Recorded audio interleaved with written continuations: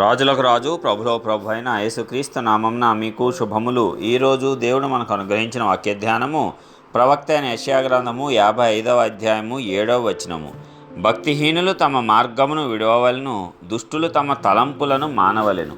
వారు యెహోవా వైపు తిరిగిన ఎడల ఆయన వారి యందు జాలిపడును, వారు మన దేవుని వైపు తిరిగిన ఎడల ఆయన బహుగా క్షమించును. ప్రియులారా, ఈ వాక్య ధ్యానాన్ని మనం పరిశీలించినప్పుడు దేవుడు ఏ ఒక్కరూ కూడా నశించాలి అని కోరుకోడు. ఎందుకంటే ఆయన గుణం ఎలాంటిదంటే, ఒక చోట ఆయన ఉపమానం చెప్తాడు.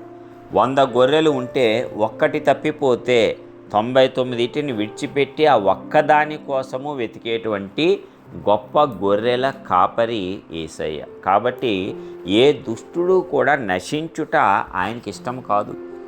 దుష్టుడు మారు మనస్సు పొంది తన మార్గంలను విడిచిపెట్టి దేవుని తట్టు తిరిగి రక్షణ పొందాలి అనేది ఆయన యొక్క చిత్తము.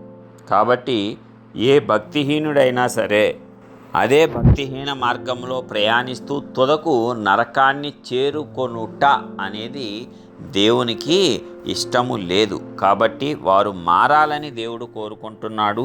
ఆ భక్తిహీనులు తమ మార్గాన్ని విడిచిపెట్టాలని, దుష్టులు తలంపులు మానాలని ఆయన కోరుచున్నారు. ఆయన తట్టు తిరగాలని ఆయన కోరుతున్నాడు. ఎప్పుడైతే వారు ఆయన తట్టు తిరుగుతారో ఆయన బహుగా జాలిపడి క్షమిస్తాడంట. ఎందుకంటే మనము చరిత్రలో కూడా చూసినప్పుడు పాత నిబంధన గ్రంథంలో ఆహాబు అనేటువంటి రాజు చాలా దుర్మార్గుడు. తన యొక్క భార్య మాట విని చేయకూడని కార్యాలన్నీ చేస్తాడు. అయితే అలాంటి ఆహాబును నశింపజేస్తానని దేవుడు సెలవిచ్చిన తరువాత ఆహాబు ఒకసారి ఉపవాసం ఉంటాడు. అప్పుడు వెంటనే దేవుడు తన ప్రవక్త అయిన ఏలియాకు చెప్తాడు. ఏమని? చూసితివా, నా సేవకుడైన ఆహాబు తనను తాను తగ్గించుకొని నా దృష్టిలో వినయముగా ఉన్నాడు. కాబట్టి ఈ కీడు అతని కాలంలో రాకుండా అతని తర్వాత అతని సంతానపు కాలములో నేను ఆ కీడును రప్పిస్తాను అని దేవుడు అతని మీదకి రావాల్సినటువంటి ఆ ఉగ్రతను వాయిదా వేస్తాడు. చూసారా, ఎంత జాలి కలిగిన వాడు, ఎంత క్షమాపణ కలిగినటువంటి వాడు. మరి దేవుని కృప పాత నిబంధనలోనే మనకు అత్యద్భుతంగా కనబడుతుంది. మరి క్రొత్త నిబంధనలో ప్రస్తుత కాలంలో ఆయన కృప ఇంకా అత్యధికంగా విస్తరించింది కదా.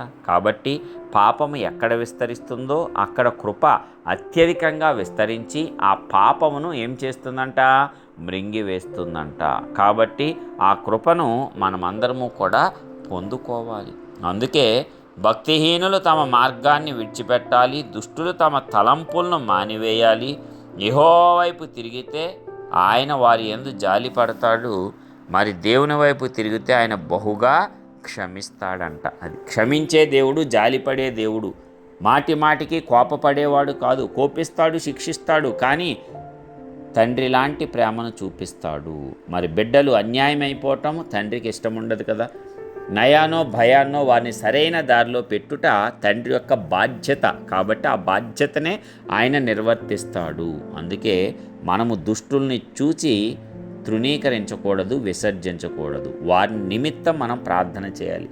ఆ భక్తిహీనుల నిమిత్తం మనం ప్రార్థన చేస్తే వారు మారు మనస్సు పొంది ఆయన మార్గంలో తట్టు తిరిగి రక్షణలోనికి వస్తే దానికంటే సంతోషము మన దేవునికి ఇంకా ఏమీ ఉండదు. దాన్ని బట్టి మనలను కూడా అత్యధికంగా ఆశీర్వదిస్తాడు. అంతే తప్ప వీడికి మారడు, వీడు పనికి మాలిన వాడు అని మనమే వారిని కనుక తృణీకరించినట్లయితే దేవుడు బాధపడతాడు. మరి దేవుని సంతోషపెడదాం.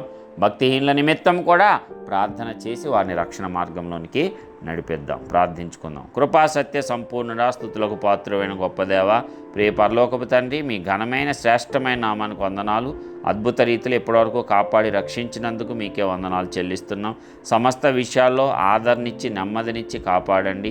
ఇదిగో తండ్రి, మరి ఒక నూతన దినంతో పాటు నీ వాక్కునిచ్చేందుకు వందనాలు. అవునయ్యా, భక్తిహీనుల ఎడల నీకు ఎలాంటి మనస్సు ఉందో మాకు కనుపరిచి ఉన్నావు. కాబట్టి నీకు కలిగిన ఆ మనస్సును మేము కూడా ధరించుకొని భక్తిహీనుల కోసం ప్రార్థించి వారు నశించిపోవట కంటే మారు మనసు పొంది రక్షింపబడట నీకు ఇష్టమైన క్రియ. కాబట్టి నీకు ఇష్టమైన దాన్ని మేము కూడా కొనసాగించి జరిగించేటట్లు ఆ శక్తి సామర్థ్యాలను, ప్రేమగల మనస్సును మాకిచ్చి కాపాడవలసిందిగా యేసు నామమున ప్రార్థించి పొందుచున్నాము తండ్రి.